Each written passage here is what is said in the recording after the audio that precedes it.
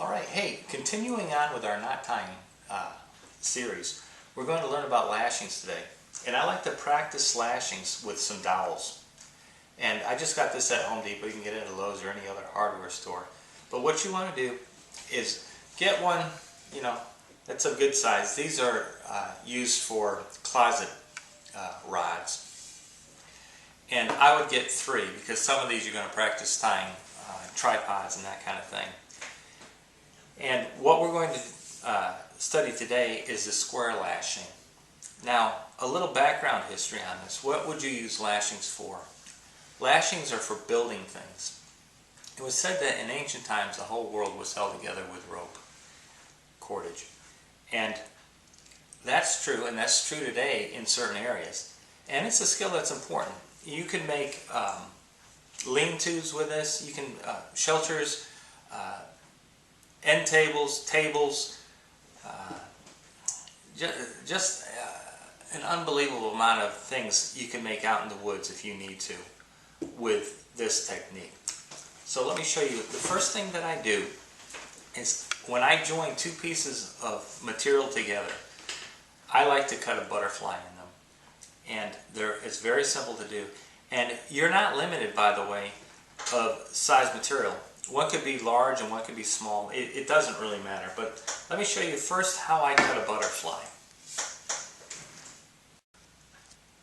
Okay, of course this is being done outside on a stump or a log that's not going to move for you. And it doesn't have to be perfect, by the way. But what we're going to do is take our knife and we're going to make an X.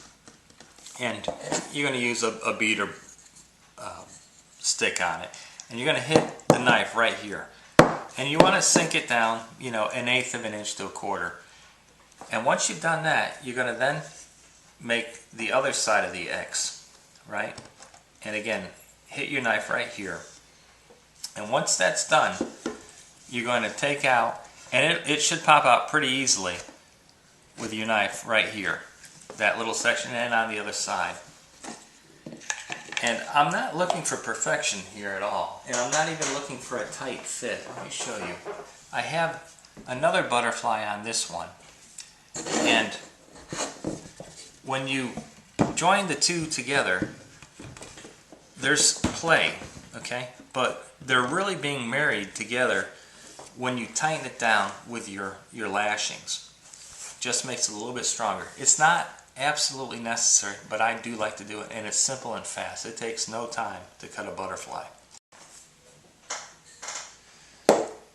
Now, to start off on a square lashing, you have to tie what is called the clove hitch. And on our knot tying station, I show you how to tie that.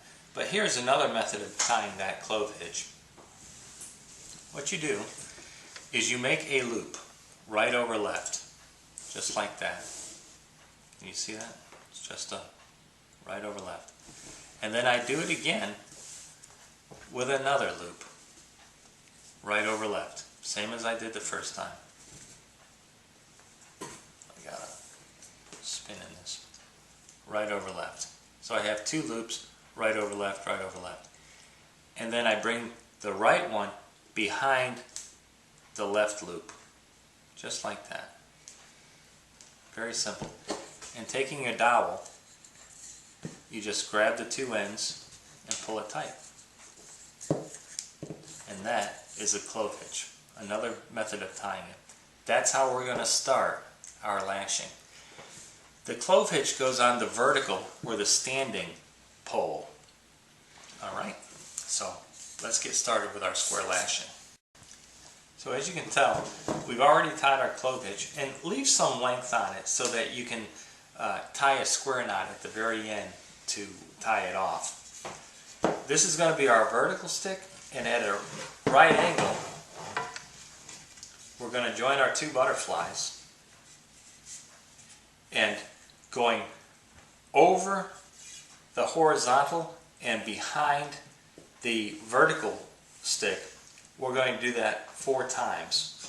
And I'll show you what I mean. Go over, go behind, go over, go behind. And to make this tight, I like to use a short dowel, okay? And every so often, I'll come behind it, and I can pull up on the dowel, leveraging it, and make that cordage much tighter than I can just with my own hand. See that? And then I just continue. And I try to keep it nice, keep it tight. I put it right next to each other. I don't pile it on. See what I mean? As opposed to being on top of it, or I try to keep it neat, is what I was trying to say. Every so often, 2 or 3 wraps, go ahead and try to tighten it up with that dowel again.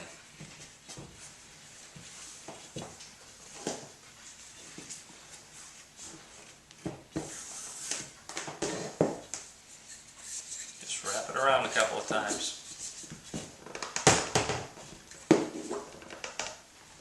Yeah, I can just feel that tighten right up. Much tighter than I could ever get with my hand.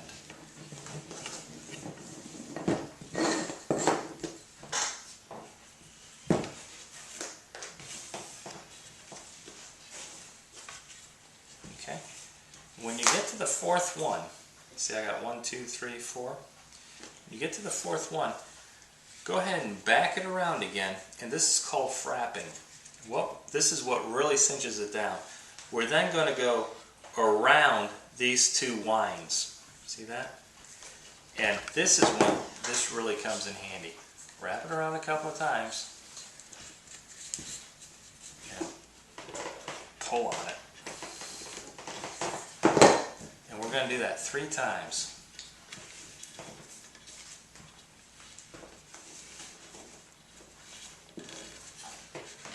And again, like I said, pull it tight as you go.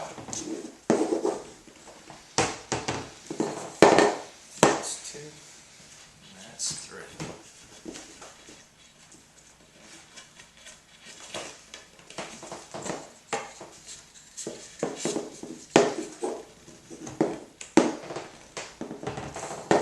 Okay.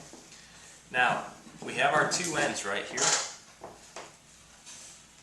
What I like to do is take it, and I take my right one, your right here, I'm going backwards, and I'm going to go once, twice around that, okay? And just pull that tight, just like that. Now I'm going to tie my square knot.